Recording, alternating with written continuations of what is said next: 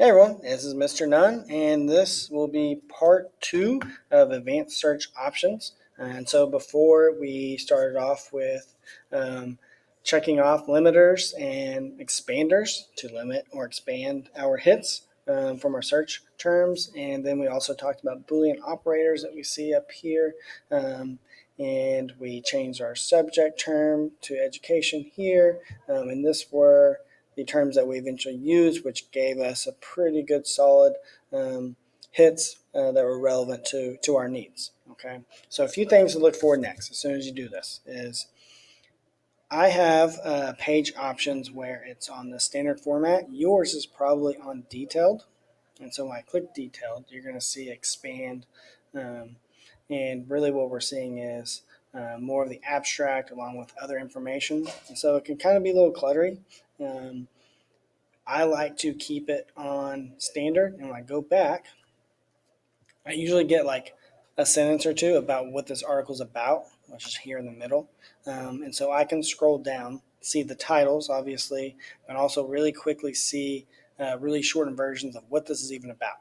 And so if it's about something that connects to what I want, I will then go ahead and actually click on the article and then read the full abstract, which is usually just a paragraph or two. Sometimes it can be much longer.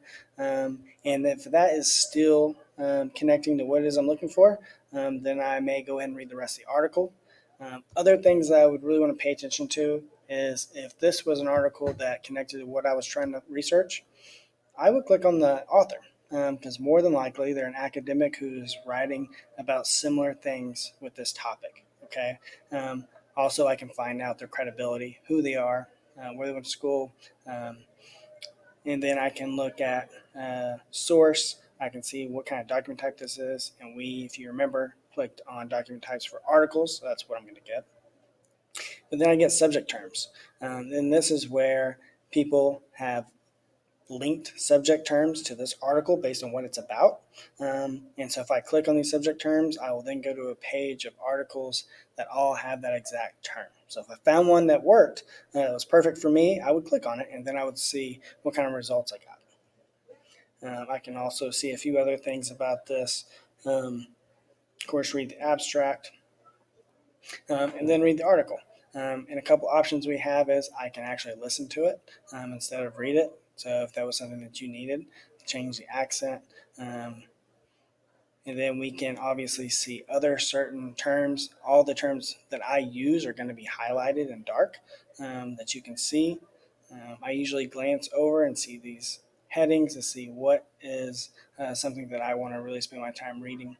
And scroll down and find it. And then once we're at the bottom, we usually can see other sources that they used and where they came from. And so maybe I find a source that's relevant that they used, and that would be called source mining. So I find an article that has a bunch of cited sources, and then I find one of their cited sources that I need as well. And then I go to it and find it and I use it. Okay, so I'll go back to the very top.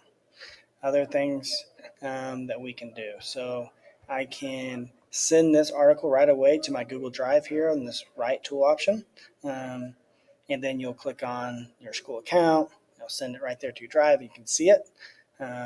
We can print from school. We can also find the right citation that we use. So I click on cite and it will give me all the options. I'll find the one that I'm using.